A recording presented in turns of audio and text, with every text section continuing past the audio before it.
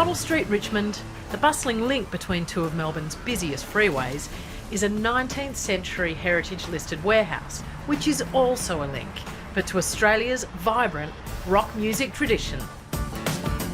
Bakehouse Studios is run by well-known music industry duo Helen and Quincy McLean. Quincy's a bit of a human bowerbird, a man who turns his love of salvaged materials to practical and artistic use. So here we are. This is, we call it the Tunnel of Love. The quirky old lamps that we've picked up from various places. The old pillars that are from the house next door to where I grew up. And this is the belfry. Not the biggest room, but it's the prettiest room at Bakehouse. The old ghost sign, R. Walters, furniture storage, tells pretty much the history of the building. This is our newest room. It's largely band rehearsals, but lots of filming. And down this way. So this is the Scrap Museum.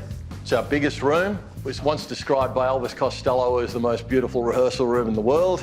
And we've had just about everybody rehearsing here. It's got a big stage at the back there and the mock bar. Just head through this way.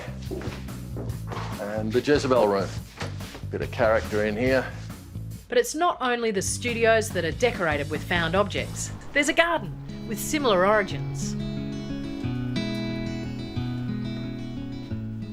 I love the way this garden is so layered. It's got all these different pots and heights and trestles and hanging plants.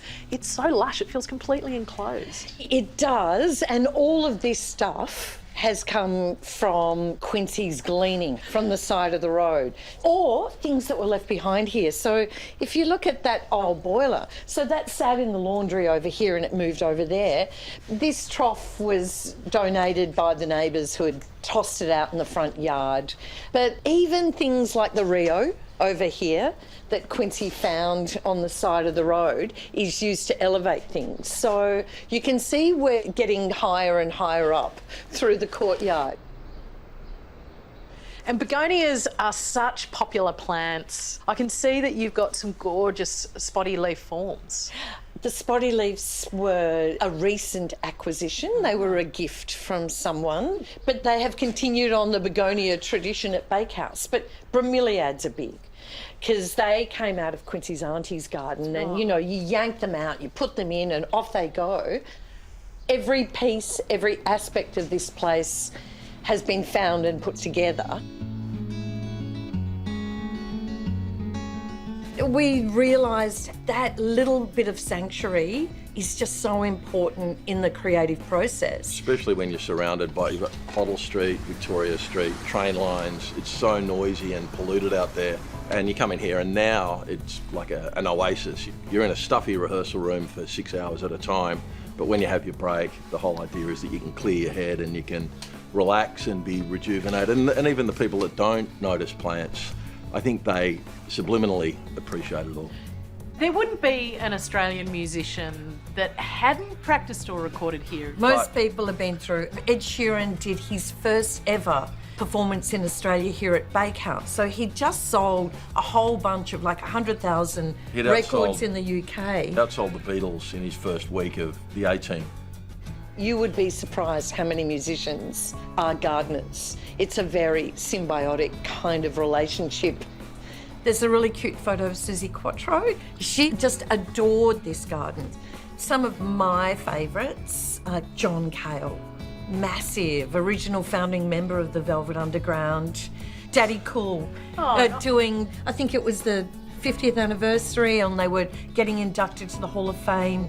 A beautiful photo sitting in this courtyard of Ross Hannaford and Wayne Duncan, who have recently passed. Steve Kilby from the church stood at that point there and did unprompted an advertisement on Bakehouse. He made me film it and he was just gesticulating about the most beautiful studios in the world.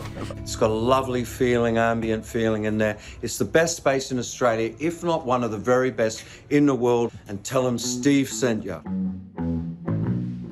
Another thing that Quincy is proud of is his belief that they are the only rehearsal studios in Australia with a professional gardener on staff. And that gardener is musician and horticulturist Joe Franklin.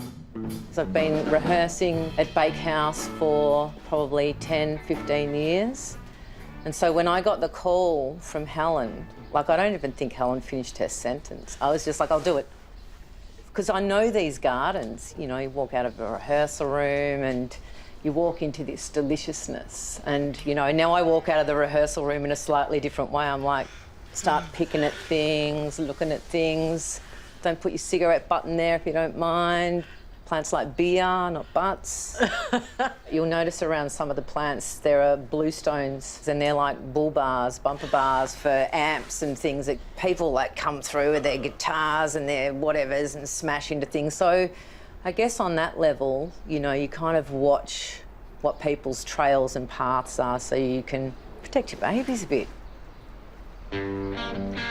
Have you had to lay down some firm horticultural laws? I think the only horticultural laws I have had to lay down is just stuff around watering.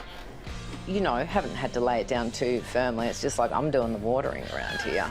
After sort of years of doing this, I did recognise that with the diversity of these plants, what comes with that is really different water requirements. And, you know, so that's just the fine-tuning, I guess, and the tweakings. And even though there's been a bit of a controversy over the overuse of agaves...